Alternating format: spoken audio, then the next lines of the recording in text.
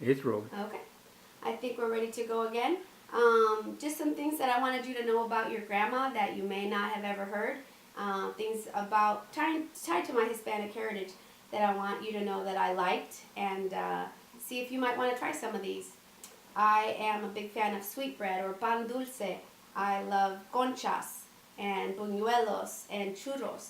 Those are all Mexican sweetbreads that I grew up eating, and I hope that you will try them and that you will like them too. I like tres leches cake. It's a cake made with 3 different milks, and it's kind of wet on the bottom. When I was a little girl, I hated it. I thought it was too soggy, and you couldn't get me to eat it, but now I love tres leches cakes. And I love, like all I said, all those sweetbreads. I'd love for you to try those. Growing up, I was always a huge fan of raspas. Raspas are like a shaved ice made with a sweet syrup, lots of flavors like pineapple and mango and coconut. Those are all a bunch of my favorite treats, so I hope you will try raspas because raspas are delicious.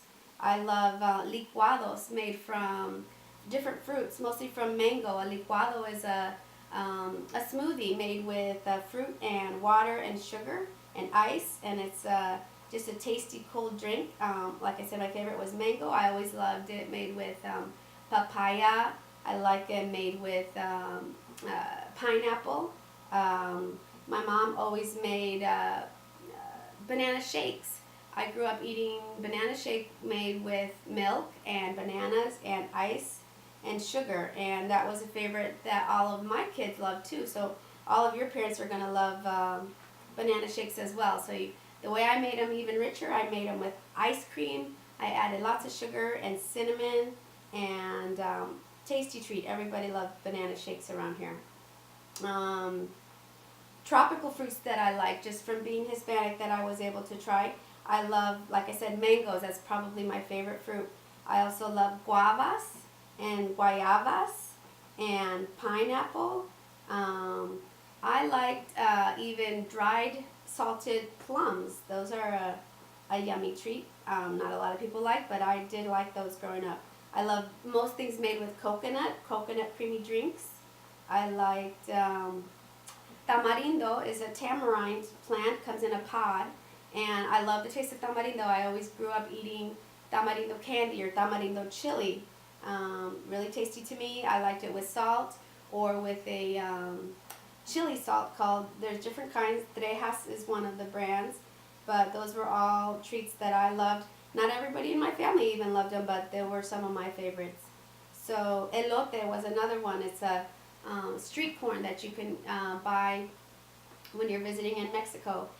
More and more you can see it here in the United States too, but it's corn topped with like a mayo or some kind of a creamy, like a crema or a mayo. Also put some cotija cheese on it and some chili lime salt. That was one of my favorites, was elote, and we either made it at home or we would buy it at the raspa stand that you could find elote. Crazy corn or maranada was another name for this kind of crazy corn made creamy, and you could also add Fritos to it to make it a little crunchy. So these were some of your grandma's favorite Mexican treats. Other things I liked, watermelon and cantaloupe, all kinds of melons. I loved lemonade, and any kind of lemon flavored treats, tart treats were always favorites of mine. I love paletas.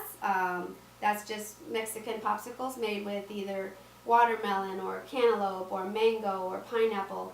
All of these were always favorite treats of mine.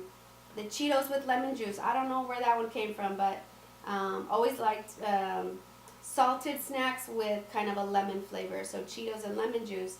Fritos with lemon juice. Those were all some big favorites of mine. As far as dinners that my mom made, my favorite dinners, some of them were mole with Mexican rice and like a queso fresco. So my mom would cook chicken, and she would make this mole sauce. It's kind of a chili, hot, chocolatey. It's a big mixture of different flavors, but mole was probably my number one favorite. Red enchiladas is another one of my favorite dinners. That's also very similar, made with corn tortillas, made with lots of cheese and a red sauce. And tomatadas also along the same vein. These were all kind of my typical favorites. Entomatadas are made with like fresh tomato and also corn tortillas and cheese. What are they called? Migas. That was one of my favorite breakfasts. Migas is made also with corn tortillas and eggs and like a salsa and onion. So a lot of my favorite flavors from Mexican cooking would have to deal with rice, corn tortillas, cheese, red sauces, a little bit of spice, but not too much. I don't like anything too spicy. Other things that I liked, my mom probably once or twice a year would make tamales, and my favorite kind of tamales were made from beans. I didn't venture too much into the chicken or the pork ones, but the bean flavored ones were my very favorites. My mom also liked to make empanadas, which are little pies.